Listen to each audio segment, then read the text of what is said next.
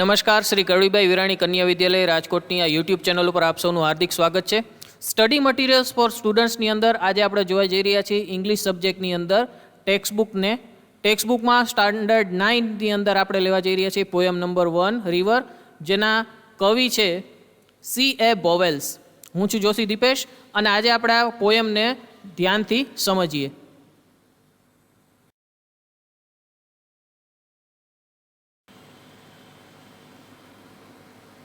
સૌથી પહેલાં કરીએ આદર્શ વાંચન. River river little river, bright you sparkle on your way, over the yellow pebbles dancing, through the flowers and foliage glancing, like a child at play. River, river, swelling river, on you rush through rough and smooth, louder, faster, brawling, leaping, over rocks, by rose banks, sweeping, like impetuous youth. કવિ અહીંયા નદીના ચાર અલગ અલગ પ્રકારની વાત કરે છે, ચાર અલગ અલગ સ્વરૂપોની વાત કરે છે. પહેલા સ્ટાન્ઝામાં જોઈએ તો, હે નાનકડી નદી, bright you sparkle on your way. Bright ચમકદાર છે નદી, અને પોતાના આખા વહેણને, જે રસ્તેથી નદી વહે છે એ જગ્યાને તે સ્પાર્કલ એટલે કે ચમકાવે છે. જેવી રીતે વીજળી આકાશમાં ચમકે અને આખું આકાશ ચમકી ઉઠે એવી રીતે, અથવા તો તારા ભરેલું આખું આકાશ છે એ ટમટમે અને ઝગમગી ઉઠે એવી રીતે નદી જે રસ્તેથી પસાર થાય છે એ આખો રસ્તો છે એ ચમકી ઉઠેલો છે. ઓવર ધ, અહીંયા ઓ અને ER છે એ શોર્ટ ફોર્મ છે ઓવરનું. ધ યલો પીબલ્સ, પીબલ્સ એટલે કે આ પ્રકારના લીસા પથ્થરો જે મોટે ભાગે તમને નદી કિનારે જોવા મળતા હોય. હવે આ યલો પીબલ્સ ડાન્સિંગ, હવે પીબલ્સ છે એનો ચોક્કસ પીળો રંગ કેમ કીધો હશે, અને ડાન્સિંગ નિર્જીવ પથ્થરા કેવી રીતે નાચે, તો એના માટે એમ સમજાવ્યું છે કે યલો પીબલ્સ ડાન્સિંગ એટલે કે જેના ઉપર તડકો પડે છે અને તડકો પીળા રંગનો બનતો જાય છે અને એ વહેણ ઉપરથી તડકો પસાર થતો જાય અને એની નીચે રહેલા પથ્થર છે એ જાણે આમથી તેમ ફરતા હોય એવું લાગે, એને કવિ ડાન્સિંગ કહે છે એનું.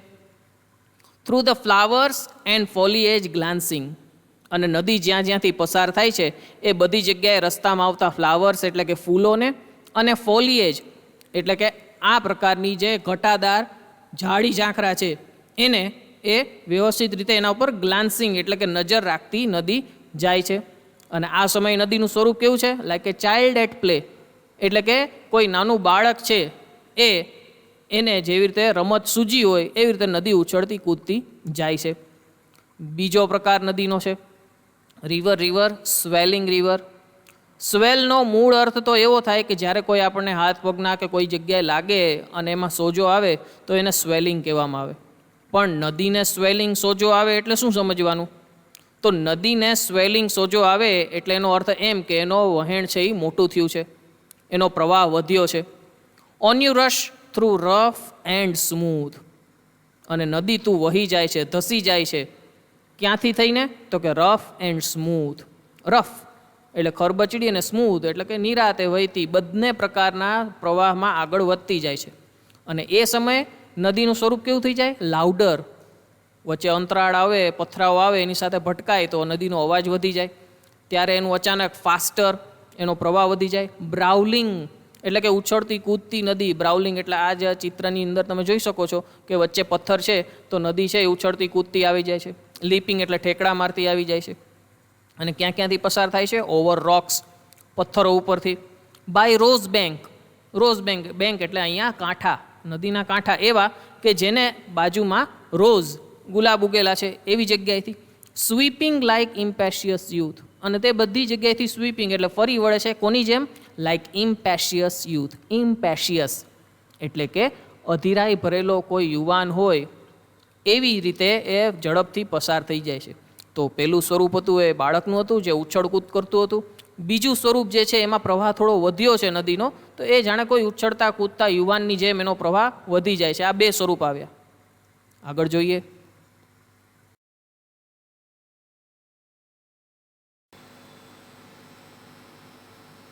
આ સ્ટાન્ઝાનું પણ કરીએ આદર્શ વાંચન. River, river, brimming river, broad and deep, and still as time, seeming still, yet still in motion, tending onwards to the ocean, just like mortal prime. River, river, headlong river, down you dash into the sea. Sea, that line hath never sounded. Sea, that sail hath never rounded. Like eternity. અહીંયા નદીનું ત્રીજું સ્વરૂપ આવ્યું, બ્રીમિંગ river. બ્રીમિંગ એટલે પુષ્કળ ભરેલી, જેનો પ્રવાહ ખૂબ જ વધી ગયો છે, અને એટલા માટે એ પ્રવાહ હવે કેવો થઈ ગયો છે? વિશાળ. અને વિશાળ પાણી જ્યારે વહેતું હોય મોટા જથ્થામાં, એ બ્રોડ એટલે કે વિશાળ જથ્થો, ત્યારે એ પાણી કેવું થઈ જાય? ડીપ, ઊંડું થઈ જાય. અને જ્યારે ઊંડું પાણી હોય ત્યારે સ્ટીલ એઝ ટાઈમ. ઊંડું પાણી વહેણ હોય એ હંમેશા શાંત લાગે, સ્ટીલ, સ્થિર હોય તેવું લાગે, સમયની જેમ સ્થિર. હવે સમય સ્થિર જ્યારે થંભી જાય એવું આપણને લાગે, પણ ખરેખર તો સમય આગળ વધતો જ હોય છે. તો seeming still yet still in motion, દેખાય છે શાંત પણ છતાં સ્ટીલ ઇન મોશન, એની ગતિ જ થોડીક શાંત લાગે છે, સ્થિર લાગે છે. એ અંદર ખાને તો એ વહેણ આગળ ધીમે ધીમે વધતું જ હોય છે. અને કઈ તરફ વધે છે? Tending onwards to the ocean. આ બ્રીમિંગ એટલે પુષ્કળ ભરેલી નદી છે, અને ટેન્ડિંગ એટલે કે એ તરફ વળવું. કઈ તરફ વળે છે? Onwards to the ocean.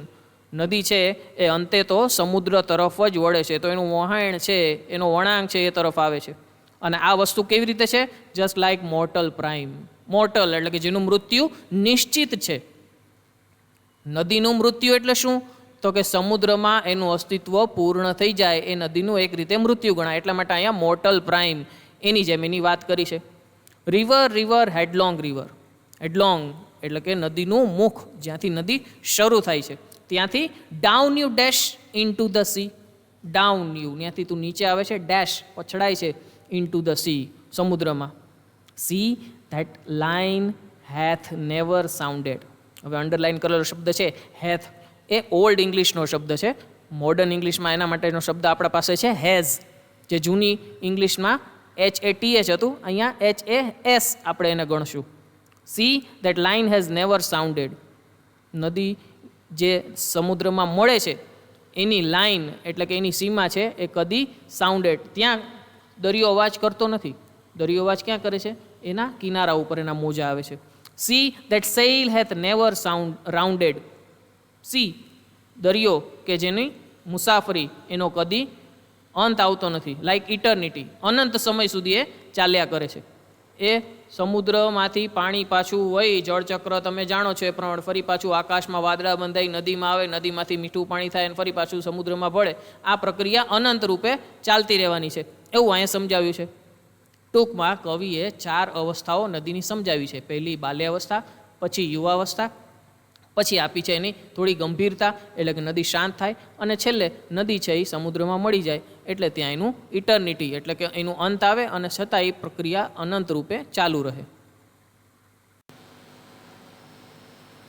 આ છે પોયમ જે આપણે ભણી એના કવિ કેરોલિન એન બોવેલ્સ.